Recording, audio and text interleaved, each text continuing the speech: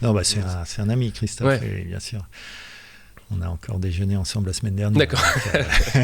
Il est... ouais, puis moi je le connais. Pardon ? On est prêt ? Ok. Bon. Bon, on peut plus discuter. Ouais. C'est parce qu'il est juste au-dessus d'LMTV en plus, Christophe, pour lequel je travaille Bien aussi sûr. de temps en temps. Donc, Oui, moi je fais pas mal de trucs avec LMTV parce qu'on fait une web TV des agents MMA. Ouais. Et donc c'est avec Pascal Bruyon qu'on fait ça. Ah bah super. Voilà. Très bien. J'ai commencé ma carrière d'animateur moi, avec Pascal. D'accord. Avant de passer à autre chose, mais après... Voilà. Ah, cool. On y va ?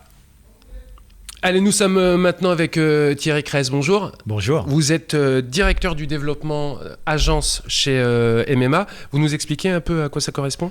Le directeur du développement agence, il est en charge du business des agences. Les agences MMA, c'est 1600 points de vente répartis sur l'ensemble du territoire français et qui sont dirigés par des entrepreneurs, des chefs d'entreprise qui ont investi et qui développent leur agence. Ce sont des agents d'assurance.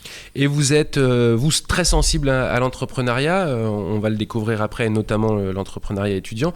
Mais vous êtes aussi membre de 2 autres structures ? Oui, alors en tant que responsable MMA, je suis vice-président de la fondation MMA des entrepreneurs du futur. C'est une fondation d'entreprise qui a pour vocation de développer l'entrepreneuriat sur l'ensemble du territoire et d'aider les entrepreneurs à se développer.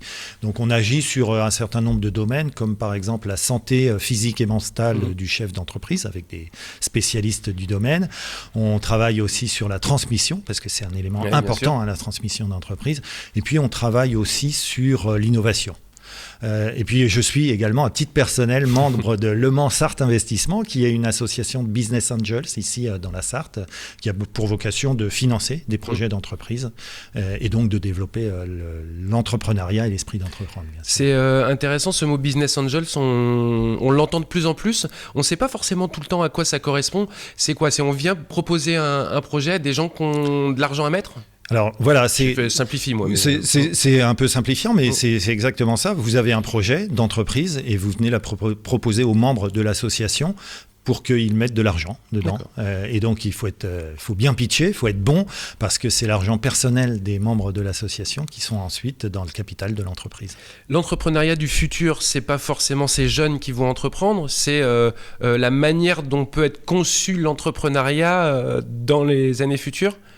Je ne sais pas si j'ai bien fait le distinguo, si vous avez bien compris ma question. Mais ouais. Pas complètement, non. Ma question, c'est de savoir si l'entrepreneuriat du futur, dans le cadre de cette structure, c'est de travailler sur les jeunes, donc le futur avec les jeunes, ou c'est un changement de la façon d'entreprendre. C'est les deux, mais on n'est pas là pour aider à la création d'entreprises, entre autres. On est là pour développer l'entreprise, les chefs d'entreprise, d'aider les chefs d'entreprise à poursuivre leur aventure entrepreneuriale. Voilà. L'entrepreneuriat étudiant, évidemment, si vous êtes avec nous, Thierry, c'est que vous y êtes sensible. Et pour quelle raison ça vous semble important que des jeunes puissent entreprendre ?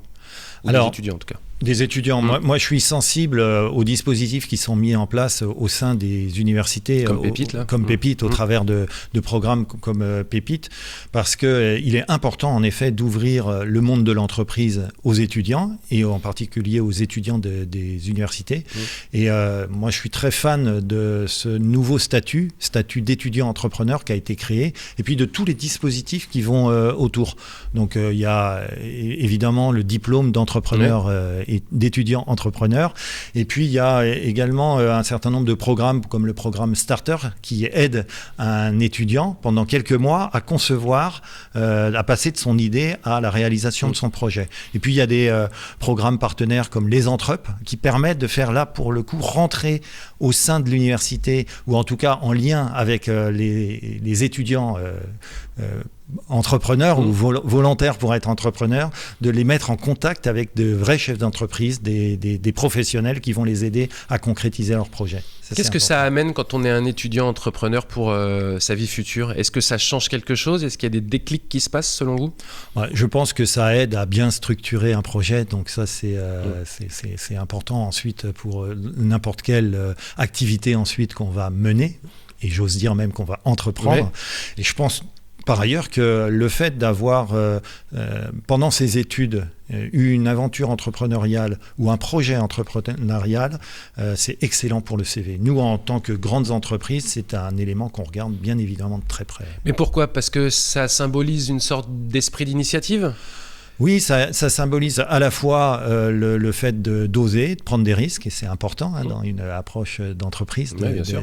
Il y a toujours un risque. Il y a toujours un risque, et c'est pas l'assureur qui va vous dire. Enfin, le risque le plus intéressant, c'est le risque de réussir, quand même. Exactement, et c'est pour ça qu'il faut oser. Et donc ça donne cette capacité, cette ouverture d'esprit qui permet en effet d'oser et de se lancer effectivement dans l'entrepreneuriat. Si vous aviez, vous, des petits conseils à donner, Thierry, à ces jeunes qui souhaitent entreprendre et qui parfois, je sais pas, manquent de confiance, manquent de quelque chose pour passer le cap. Alors j'ai 2 conseils à donner. Le premier, c'est de savoir bien se faire accompagner, et le deuxième, c'est de, en effet, oser passer le cap. Alors sur le premier, je peux un peu développer. Bien se faire accompagner, ça me semble important. Alors attention, un projet d'entreprise, c'est d'abord son propre projet. Donc il faut évidemment écouter les conseils, mais il y a des limites. C'est son propre projet. Pour autant, il faut savoir écouter la voix d'un certain nombre d'acteurs. Moi, j'en identifie 3. Il y a d'abord le client potentiel. Quand on a une idée, il faut la tester, et il faut la retester. Il faut aller voir des gens qui sont susceptibles d'acheter, pour voir si, en effet, l'idée qu'on a, elle est vendable. Parce qu'un projet d'entrepreneuriat, c'est aussi pour faire du business. Bien sûr. Le deuxième acteur, c'est les éventuels financeurs. Quand on veut convaincre un financeur, il faut aussi être en capacité d'écouter ses conseils et écouter la raison pour laquelle il souhaite une évolution dans le projet. Et puis le troisième acteur d'accompagnement, c'est un mentor, un parrain. Il faut être capable d'avoir à côté de soi quelqu'un qui va vous accompagner sur le long terme et qui est complètement désintéressé. Donc il faut trouver un parrain, un mentor, plutôt un chef d'entreprise qui a déjà réussi son projet pour avoir des conseils. Alors il y a des associations pour ça, comme le réseau Entreprendre, qui est parfait pour accompagner des porteurs de projets, des créateurs d'entreprises.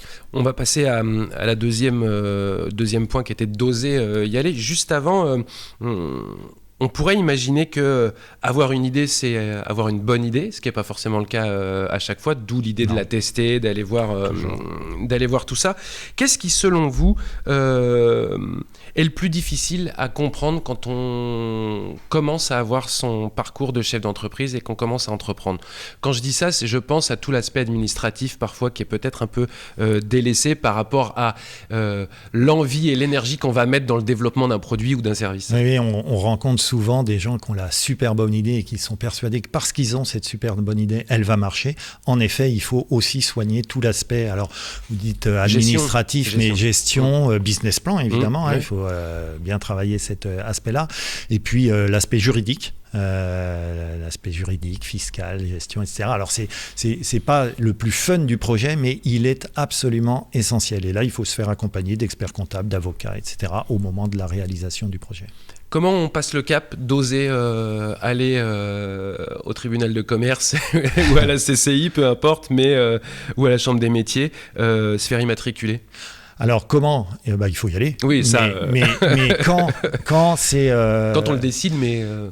En fait, il faut le faire, pas forcément trop tôt, parce qu'il y a une phase qui est absolument nécessaire, c'est le business plan, les études de marché, dont je parlais tout à l'heure, en tout cas l'étude d'appétence des clients, les plans de com, etc.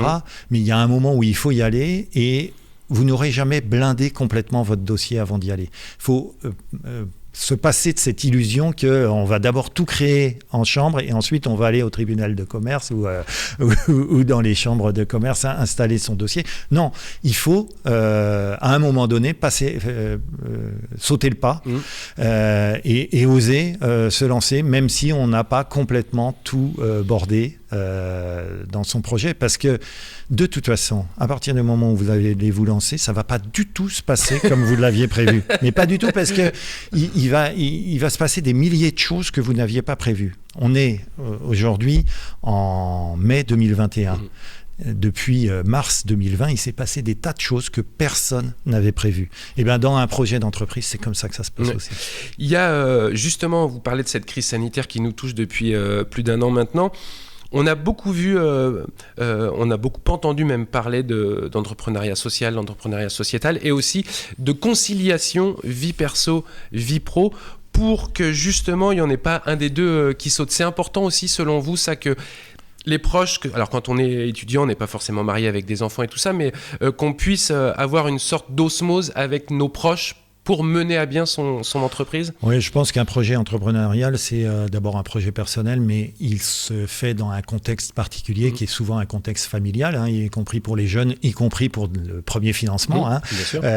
Il faut être très à l'aise. Et c'est pour ça, par exemple, qu'avec la Fondation MMA des entrepreneurs du futur, on développe une vraie pratique sur tous les aspects santé, du dirigeant, santé physique et mentale, pour que les dirigeants arrivent d'un point de vue physique et d'un point de vue mental à trouver un vrai équilibre dans leur projet. Parce qu'un projet entrepreneurial, c'est un projet qui vous bouffe complètement, hein, qui vous y pensez jour et nuit, etc. Mais il faut vraiment trouver un vrai équilibre à la fois familial et professionnel.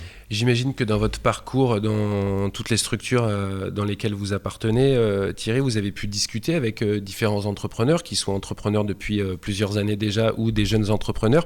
Vous avez comme ça des anecdotes ou des souvenirs ou quelque chose qui revient assez régulièrement sur la gestion de ces projets ? Alors, on a des anecdotes, je ne sais pas, mais ce qui revient assez régulièrement, c'est des termes comme engagement.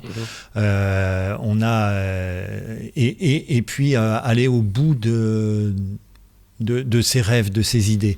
Et en effet, tous ceux que j'ai rencontrés et qui m'ont marqué, c'est des gens qui croyaient réellement leurs idées et qui n'ont jamais lâché le morceau, quoi.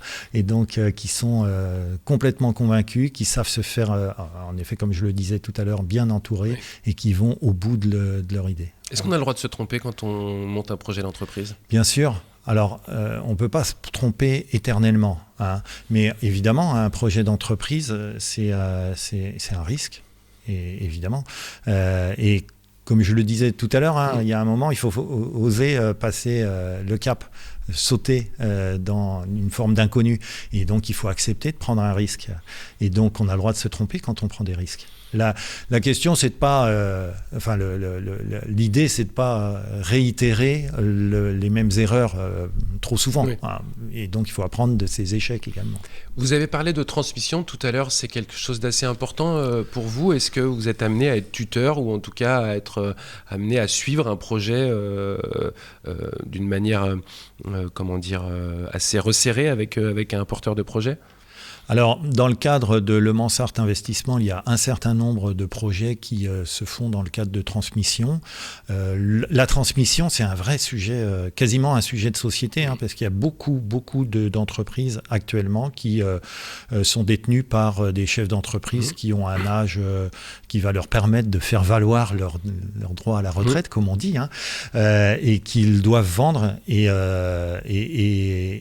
en effet, on entend souvent parler de la création de la start-up ex nihilo, etc. Mais il y a plein d'entreprises à vendre et il y a énormément de projets entrepreneuriaux qui peuvent être développés autour de cette transmission.